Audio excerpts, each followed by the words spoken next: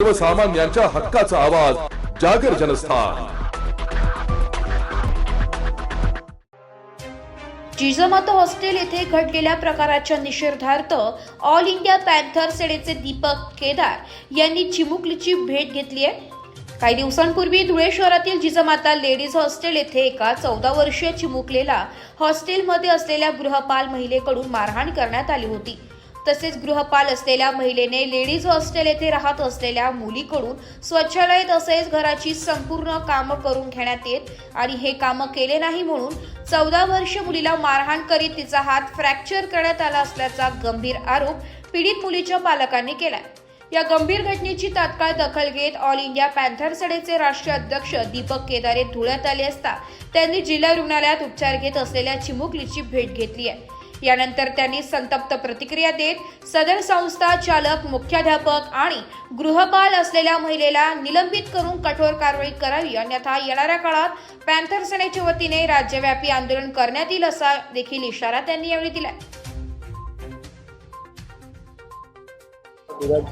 बिकट परिस्थिती, पीडित मुलीशी भेटलो, कुटुंबाशी भेटलोय। तिला बेदम मारहाण झालेली, तिचा हात फ्रॅक्चर झालेला आहे, ऑपरेशन झालेलं आहे, भयभीत झालेली आणि सगळ्या मुलीला त्या ठिकाणी साफसफाई करायला लावतायत असं सुद्धा तिने आता मला सांगितलं।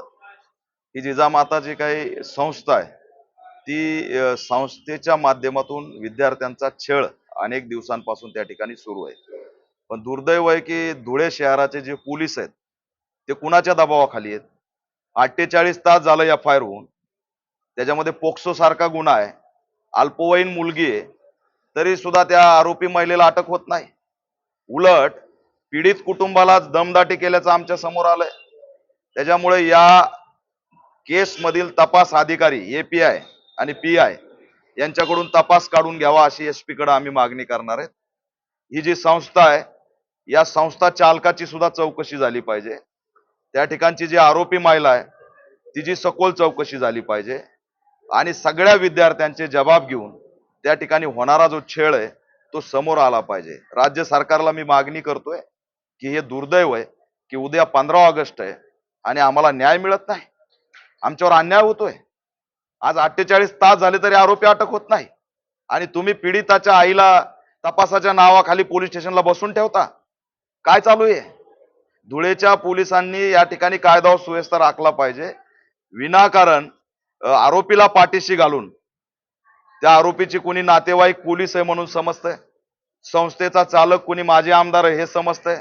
म्हणजे तुम्ही माजी आमदार आहेत, सत्ताधारी पक्षाचे आहेत म्हणून शिक्षण अधिकारी इथली पोलीस यंत्रणा तुमच्या खिशात आहे का? हा मेसेज द्यायचा आहे का? आमचं हे काहीच बिघडू शकत नाहीत म्हणून तुम्ही लहान लहान लेकराकडून साफसफाई करून घेणार, त्यांचे हात मोडणार, त्यांच्यावरती जीवघेणा हल्ला करणार, हे काय चाललंय इथं? त्याच्यामुळे या शिक्षण अधिकाऱ्यांनी सुद्धा या घटनेची गांभीर्याने दखल घ्यावी आणि जिजामाता नावाची संस्था सुद्धा तिची नोंदणी रद्द करावी अशी सुद्धा आम्ही राज्य सरकारकडे या ठिकाणी मागणी करणार आहेत। यातल्या जे काही पोलीस अधिकारी आहेत यांची सुद्धा सखोल चौकशी झाली पाहिजे आणि त्यांचे VDR CDR चेक करून त्यांच्यावर सुद्धा निलंबनाची कारवाई झाली पाहिजे। लवकरात लवकर या घटनेतील आरोपींना जर अटक झाली नाही तर राज्यव्यापी तीव्र स्वरूपाचं आंदोलन छेडल्याशिवाय ऑल इंडिया पॅन्थर सेना थांबणार नाही असा इशारा सुद्धा या माध्यमातून देतो। जागर जनस्थान करिता प्रतिनिधी रूपक बिरारी, धुळे।